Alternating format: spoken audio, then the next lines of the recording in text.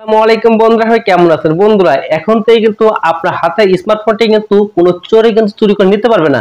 খুব সহজেই কিন্তু তাকে ধরে ফেলতে পারবেন। এমনকি আপনি যদি ভুলবশত আপনার ঘরের কোনো চিপায় চাপায় যদি আপনার ফোনটি রেখে থাকেন বা ব্যাগের ভিতরে রেখে থাকেন, যদি আপনি সেই ফোনটি যদি খুঁজে না পান, সেটা আপনি খুব ইজিলি কিন্তু আপনি একটি অ্যাপস এর মাধ্যমে কিন্তু সেটা সেটিংস করে কিন্তু আপনি খুব ইজিলি কিন্তু আপনার ফোনটি কিন্তু পেয়ে যাবেন। তাহলে কিভাবে আপনি এই সেটিংসটি করবেন সেই প্রসেসটাই কিন্তু বন্ধুরা আজকের ভিডিওতে আপনারা দেখিয়ে দেব।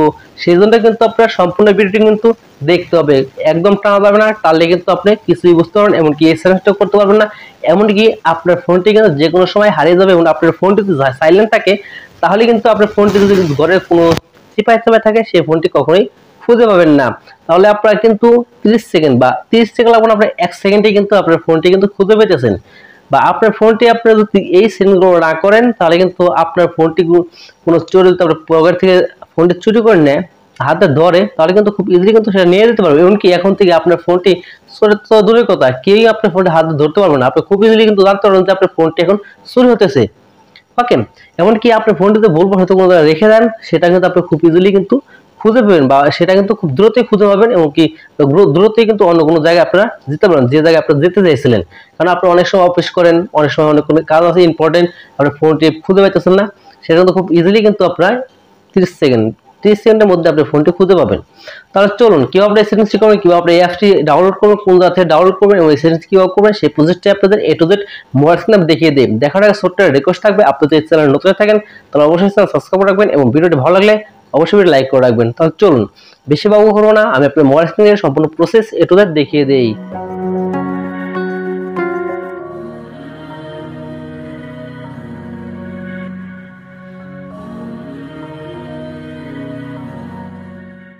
ওকে বন্ধুরা, সরাসরি কিন্তু আমার ফোনে স্ক্রিন আসলাম। স্ক্রিন আসার পর আপনার অ্যাপসটি কিন্তু ইনস্টল করতে হবে। ইনস্টল করার জন্য সরাসরি আপনি গুগল প্লে স্টোরে যাবেন।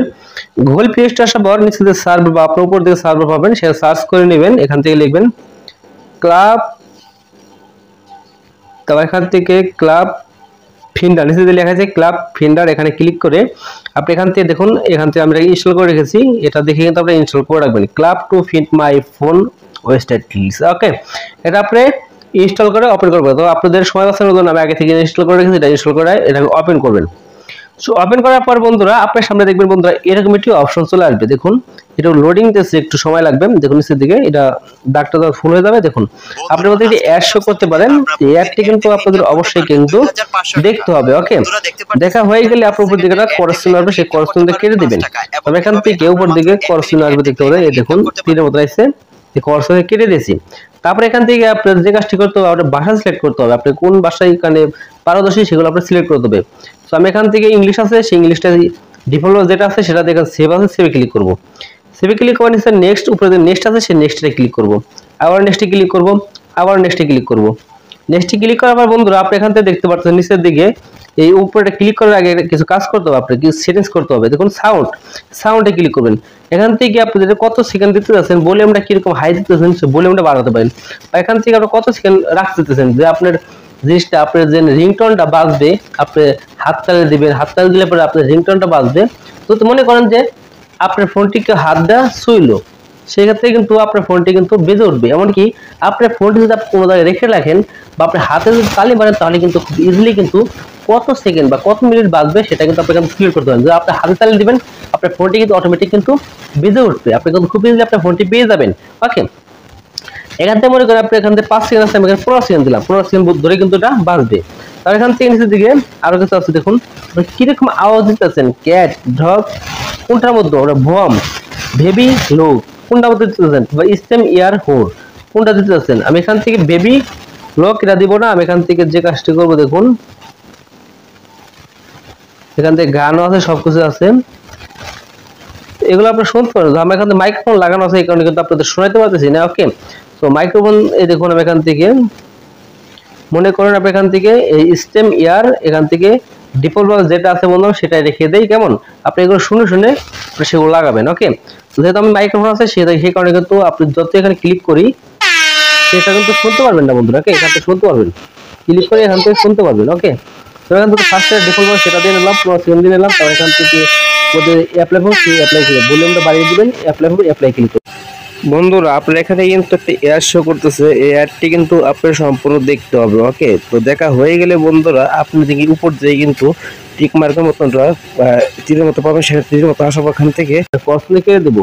বাস আমার কাজ কিন্তু কমপ্লিট। আপনি যদি চান যে ফ্ল্যাশ মুড, ভাইব্রেশন মুড, মোডের সেটিংস এগুলো আপনি করতে চান, এগুলো করতে পারেন। ভেরি হাই সেন্সিটিভ, তারপরে হাই সেন্সিটিভ, এবার সেগুলো সব কিছু আছে।